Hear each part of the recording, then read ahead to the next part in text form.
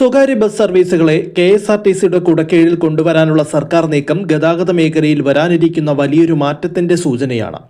സ്വകാര്യ ബസ് മേഖല നേരിടുന്ന പ്രതിസന്ധികൾക്ക് പരിഹാരം കാണുന്നതിനും പൊതുഗതാഗത സംവിധാനത്തെ കൂടുതൽ കാര്യക്ഷമമാക്കുന്നതിനുമായിട്ടാണ് ഇത്തരമൊരു പദ്ധതി സർക്കാർ ആലോചിക്കുന്നത്.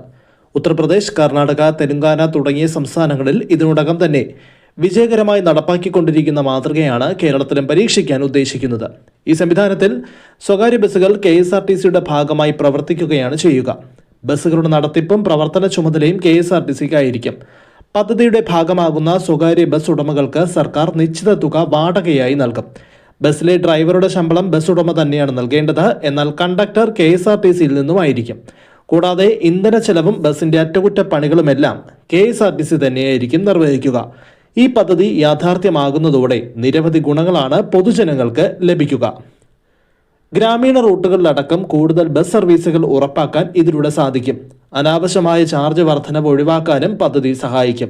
നിലവിൽ സ്വകാര്യ ബസ് ഉടമകൾ നേരിടുന്ന പ്രധാന പ്രശ്നം ഉയർന്ന പ്രവർത്തന ചെലവാണ്.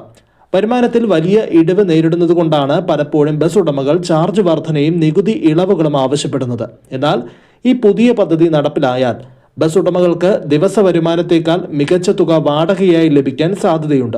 ഇത് അവരുടെ സാമ്പത്തിക പ്രതിസന്ധികൾക്ക് പരിഹാരമാകും.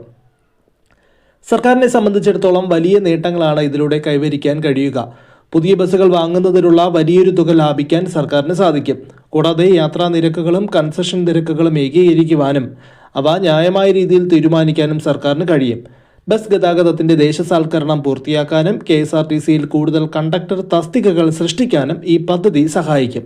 പ്രാഥമിക ചർച്ചകൾ മാത്രമാണ് ഇപ്പോൾ നടന്നത് എങ്കിലും പദ്ധതി യാഥാർത്ഥ്യമായാൽ കേരളത്തിലെ പൊതുഗതാഗത രംഗത്ത് വിപ്ലവകരമായ മാറ്റങ്ങളായിരിക്കും അത് സമ്മാനിക്കുക. സ്ത്രീകൾക്കുള്ള സൗജന്യയാത്ര ഉൾപ്പെടെയുള്ള ആനുകൂല്യങ്ങൾ മലബാറിലടക്കം കൂടുതൽ പ്രദേശങ്ങളിലേക്ക് വ്യാപിപ്പിക്കാനും ഈ പദ്ധതിയിലൂടെ സർക്കാർ ലക്ഷ്യമിടുന്നുണ്ട്.